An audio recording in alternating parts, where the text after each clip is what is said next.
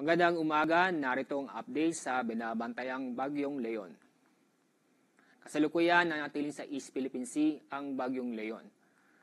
As of 4 o'clock ng madaling araw, ang layo ng gitna ng Bagyong Leon ay nasa 840 kilometers silangan ng Central Luzon.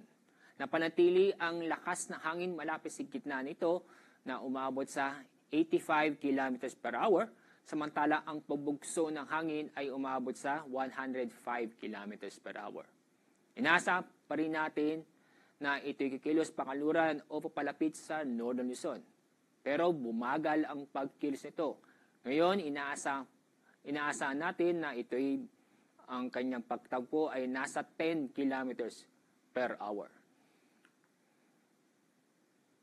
Nanatili pa rin nasa ilalo ng tropical cyclone wind signal number 1 sa eastern portion ng Cagayan, eastern portion ng Isabela, at northeastern portion ng Catanduanes.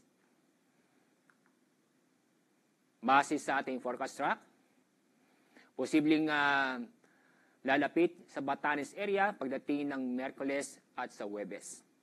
Sa araw ng Biyernes, maaaring mag-landfall ang gitna o sentro ng Bagyong Leon sa Taiwan.